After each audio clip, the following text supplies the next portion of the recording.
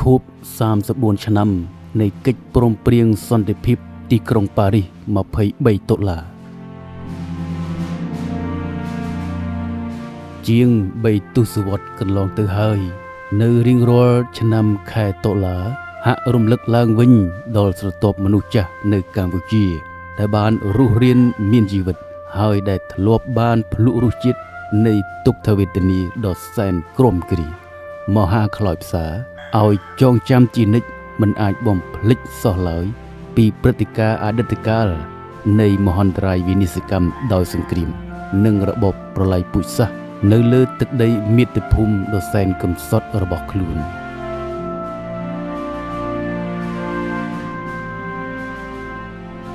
នៅខែតុលាឆ្នាំ2025នេះដោយការរំលឹកបន្ថែមពីឧបទ្ទវហេតុនៃសង្គ្រាម5ថ្ងៃជាមួយប្រទេសសៀមការចងចាំនេះបានរំលឹកជាថ្មីឡើងវិញនៅព្រឹត្តិការណ៍ប្រវត្តិសាស្ត្រកាលពី30ឆ្នាំមុនដែលអិសរាជជននយោបាយជាន់ខ្ពស់នៃគ្រប់ភាគីប្រដាប់អាវុធស្នេហាជាតិកម្ពុជាដោយមានការជួយជ្រោមជ្រែងពីសមាគមអន្តរជាតិបានចុះហត្ថលេខាលើកិច្ចព្រមព្រៀងសន្តិភាពទីក្រុងប៉ារីសនាថ្ងៃទី23ខែតុលាឆ្នាំ1991បរិយាកាសដែលនាំឲ្យមានកិច្ចព្រមព្រៀងនៅពេលនោះគឺបានមកដោយសារភាពអំណោយផលនៃសណ្ដាប់ធ្នាប់ពិភពលោកក្រោយសម័យសង្គ្រាមត្រជាក់ដែលធ្វើឲ្យកុងសុងស៊ុលជាអន្តរជាតិនៃបណ្ដាប្រទេសទាំងធំទាំងមធ្យមទាំងតូចជាអ្នកពាក់ព័ន្ធដោយផ្ទាល់ឬក៏ដោយប្រយោលជាមួយនឹងសង្គ្រាមនៅកម្ពុជាមួយចំណែកសំខាន់ទៀតគឺដោយសារតែទឹកចិត្តស្នេហាជាតិបរិសុទ្ធរបស់ភាគីកម្ពុជាទាំង4ដែលបានស្រុះស្រួលគ្នាក្នុងស្មារតីផ្សះផ្សាបង្រួបបង្រួមជាតិដើម្បីបញ្ចប់ចំនួនផ្ទៃក្នុងនៅក្នុងប្រទេសកម្ពុជាចំនួននេះទៀតសោតកន្លងទៅបានទទួលស្គាល់យ៉ាងទូលំទូលាយជាទូទៅនិងជាសកលថាជាសង្គ្រាមស៊ីវិលនៅកម្ពុជា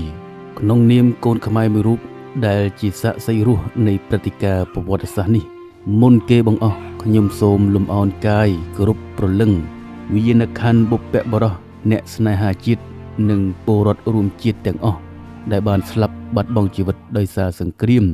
និងរបបប្រល័យពូជសាសន៍នៅកម្ពុជារួមទាំងពលិកម្មរបស់វីរៈកងទ័ពអង្គអាចក្លាហាននិងបងប្អូនប្រជាជនខ្មែរដ៏ស្លូតត្រង់ក្នុងសង្គ្រាម5ថ្ងៃកន្លងទៅថ្មីនេះផងដែរខ្ញុំសូមអនុញ្ញាតធ្វើការវិភាគដោយសង្ខេប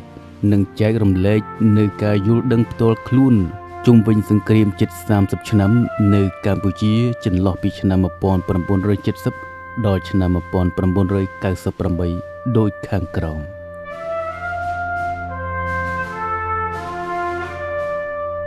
ទី1សង្គ្រាមផ្ទៃក្នុងនៅកម្ពុជាពិតមែនតែកើតឡើងពីចំនួនផ្ទៃក្នុងនៃអ្នកស្នេហាជាតិកម្ពុជាប៉ុន្តែសង្គ្រាមនេះត្រូវបានអុចអាលញុះញង់បង្កាត់បំពុកដុតឲ្យឆាបឆេះរាលដាលនិងអូសបន្លាយដោយសារចំហាយឥទ្ធិពលនៃការប្រកួតប្រជែងដណ្ដើមភូមិសាស្ត្រនយោបាយឬនយោបាយភូមិសាស្ត្ររបស់មហាអំណាចពិភពលោកក្នុងសម័យសង្គ្រាមត្រជាក់ចន្លោះពីឆ្នាំ1947ដល់ឆ្នាំ1991តាំងពីដើមរៀងមកកម្ពុជាគ្រាន់តែជាអ្នករងគ្រោះដោយសារសង្គ្រាមត្រជាក់ហើយនាពេលបច្ចុប្បន្ននេះទៀតសោតសន្តិភាពនៅកម្ពុជាត្រូវបានគំរាមកំហែងដោយសារសង្គ្រាមប្រទេសជិតខាងជាអ្នកបង្កឡើងតែប៉ុណ្ណោះក្រៅពីនេះគេគួរតែសិក្សាបន្ថែមទៀតពីមូលហេតុជាវិនិច្ឆ័យនៃគំនាបប្រវត្តិសាស្ត្រដែលជាមរតកបន្សល់ទុកដោយការធ្វើអាណានិគមនិយមរបស់បរទេសមកលើកម្ពុជាតាំងពីយូរលង់ណាស់មកហើយជាកេរដំណែលដ៏សែនស្មុគស្មាញដែលជាបញ្ហាទំនាស់ព្រំដែនរវាងកម្ពុជាជាមួយនឹងប្រទេសជិតខាងការពិតបណ្ដាប្រទេសមហាអំណាចពិភពលោកដែលពោពេញទៅដោយ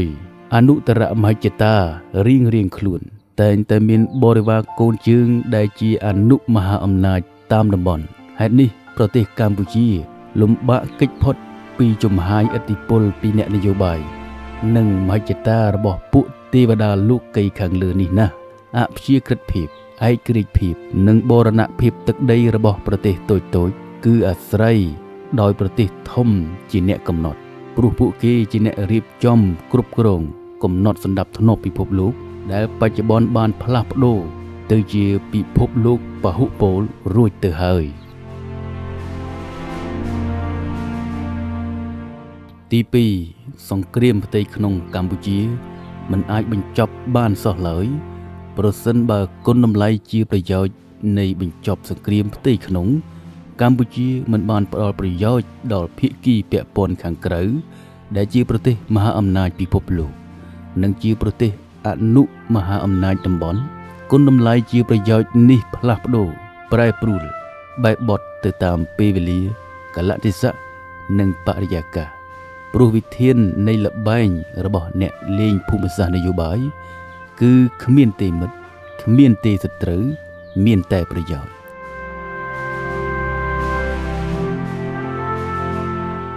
លោក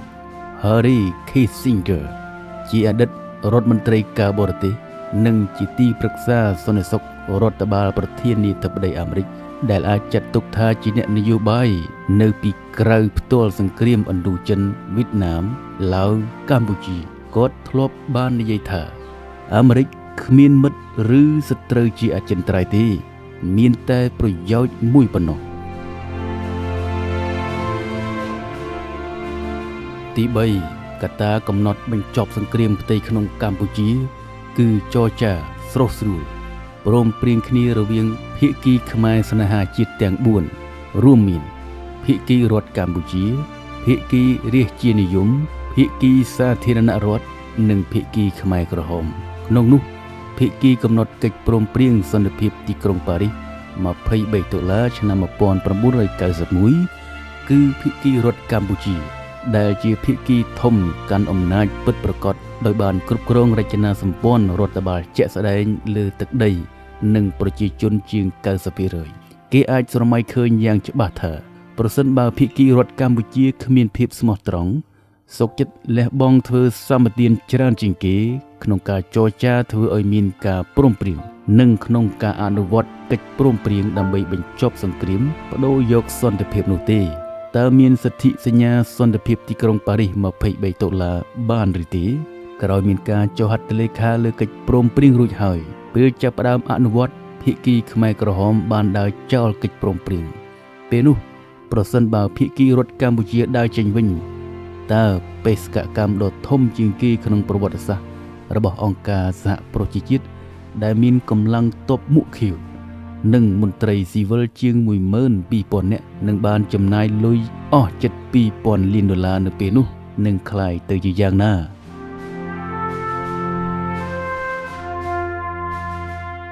តើមានពន្លឺឬក៏ស្រមោលសន្តិភាពនៅកម្ពុជាដោយពិតប្រាកដបានឬទេសរុបមកវិញកិច្ចព្រមព្រៀងសន្តិភាពទីក្រុងប៉ារីស23ដុល្លារឆ្នាំ1991គ្រាន់តែជាឯកសារផែនការសន្តិភាពសម្រាប់ដោះស្រាយបញ្ហាកម្ពុជាវាក៏អាចជាផែនទីបង្ហាញផ្លូវសម្រាប់កម្ពុជាឆ្ពោះទៅកាន់បញ្ចប់សង្គ្រាមដោយខ្លួនឯងដើម្បីបុព្វហេតុសន្តិភាពវឌ្ឍនភាពវិបុលភាពយូរអង្វែងរបស់កម្ពុជានាពេលក្រោយមកទៀតតែប៉ុណ្ណោះព្រឹត្តិការណ៍ប្រវត្តិសាស្ត្រសំខាន់ៗដែលបានកើតឡើងនៅកម្ពុជាក្នុងរយៈពេលជាង3ទសវត្សរ៍ក្រោយការបញ្ចប់បេសកកម្មអន្តរាគមន៍ដ៏ធំសម្បើមរបស់អង្គការសហប្រជាជាតិអសបនៅឆ្នាំ1993បានបង្ហាញច្បាស់ថាសន្តិភាពរបស់ប្រទេសមួយកើតមានឡើងនិងថែរក្សាការពារឲ្យស្ថិតស្ថេរជារាជការទៅបានគឺអាស្រ័យដោយប្រជាជនម្ចាស់ស្រុកខ្លួនឯងផ្ទាល់រីឯការជួយឧបត្ថម្ភគាំទ្រពីខាងក្រៅរបស់សមាគមអន្តរជាតិដែលជាធាតុផ្សំមិនអាចផ្ដាច់បានគឺដើម្បីធានាបរិយាកាសនយោបាយភូមិសាស្ត្រនិងសណ្ដាប់ធ្នាប់ពិភពលោកដែលសម្របសម្រួលផ្ដល់អំណោយផលដល់បរិបទផ្ទៃក្នុងរបស់ប្រទេសនោះចុងក្រោយសង្គ្រាមផ្ទៃក្នុងកម្ពុជាបានបញ្ចប់នៅឆ្នាំ1998ដោយនយោបាយឈ្នះឈ្នះរបស់សម្ដេចអគ្គមហាសេនាបតីតេជោហ៊ុនសែនអតីតនាយករដ្ឋមន្ត្រីកម្ពុជា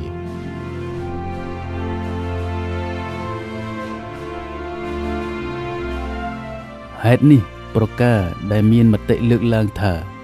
មានកិច្ចព្រមព្រៀងសន្តិភាពទីក្រុងប៉ារីស23ដុល្លារពីកាលនោះទើបមានអ្វីៗទាំងអស់នៅពេលនេះរាប់ចាប់តាំងពីសន្តិភាពវិបុលភាពនិងប្រជាធិបតេយ្យនៅកម្ពុជា គឺហាក់ដូចជាការបំភ្លឺសច្ចធម៌ប្រវត្តិសាស្ត្ររបស់កម្ពុជាការពិតអ្វីដែលកំពុងកើតឡើងនៅពេលបច្ចុប្បន្នបានបង្ហាញច្បាស់នៅទិដ្ឋភាពជាក់ស្ដែងពីបុព្វបុរសពីអត្តភាពនិងចក្ខុវិស័យរបស់កម្ពុជាលើដំណើរផ្លូវទៅកាន់អនាគតវែងឆ្ងាយដែលពលរដ្ឋរួមជាតិទាំងអស់មិនគួរបំភ្លេចបំភ្លៃឬបំផ្លាញទៅតាមមហិច្ឆតានយោបាយផ្ទាល់ខ្លួននោះឡើយមតិដែលបានលើកឡើងតាមមេសូតច្រំដែលពីប្រការដែលថាត្រូវយកកិច្ចព្រមព្រៀងសន្តិភាពទីក្រុងប៉ារីស$23មកអនុវត្តឡើងវិញសម្រាប់ធ្វើមធ្យោបាយដោះស្រាយនៅពេលដែលកម្ពុជាជួបបញ្ហាប្រឈមនានាតួយ៉ាងដូចជាសង្គ្រាម5ថ្ងៃកន្លងទៅគឺជាក្តីស្រមៃហួសឆ្ងាយពីការពិតជាក់ស្ដែងនិងជាសំណុំពរមួយដែលមិនអាចទៅរួចព្រោះថាគេមិនអាចយកកម្ពុជាដែលកំពុងតែស្ថិតនៅក្នុងភាពទេសកាលៈនៃបរិការនាពេលសពថ្ងៃត្រឡប់ទៅកាន់អ្វីៗដែលបានកន្លងផុតកាលពី30ឆ្នាំមុននោះឡើយ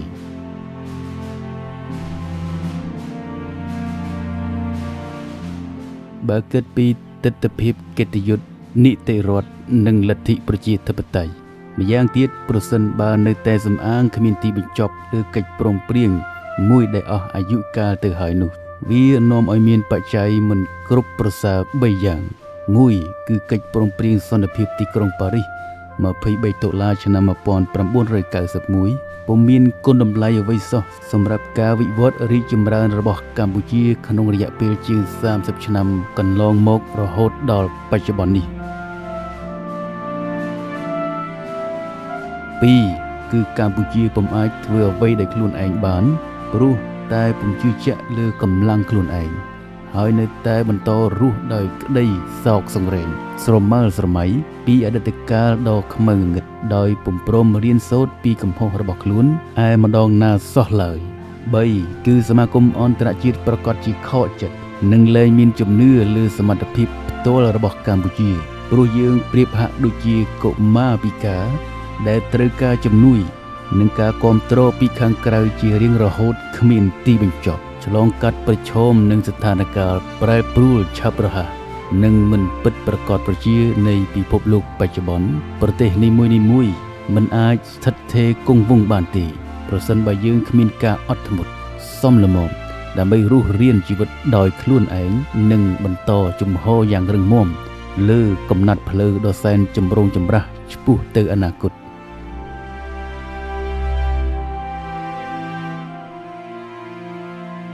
និយាយយ៉ាងសាមញ្ញឲ្យងាយស្រួលស្ដាប់កិច្ចព្រមព្រៀងសន្តិភាពទីក្រុងប៉ារីសត្រូវបានធ្វើបរិវត្តកម្មរួចជាស្រេចហើយទៅជារដ្ឋធម្មនុញ្ញទៅជាប្រទេសនីតិរដ្ឋប្រកាន់ប្រជាធិបតេយ្យសេរីពហុបកទៅលើទឹកដីនៃព្រះរាជាណាចក្រកម្ពុជាកំពុងមានសន្តិភាពវឌ្ឍនភាពនិងវិបុលភាពខ្ញុំសង្ឃឹមថារឿងរ៉ាវប្រវត្តិសាស្ត្ររបស់កម្ពុជាតាំងពីដើមរៀងមកទល់ដល់សពថ្ងៃមិនត្រឹមតែជាមេរៀនបទពិសោធន៍សម្រាប់កម្ពុជាខ្លួនឯងប៉ុណ្ណោះទេវាពិតជាអាចនឹងក្លាយជាមេរៀនពិសេសសម្រាប់ប្រទេសដទៃទៀតផងដែររួមមានអ៊ុយក្រែនប៉ាឡេស្ទីននិងស៊ូដង់ដែលបានកំពុងឆ្លងកាត់ព្យុះនៃសង្គ្រាមគ្រប់យ៉ាងរួមទាំងប្រទេសដទៃដែលកំពុងឆ្លងកាត់ចលាចលនិងការបោះបោលផ្ទៃក្នុងផ្សេងទៀតលក្ខនឹងលក្ខ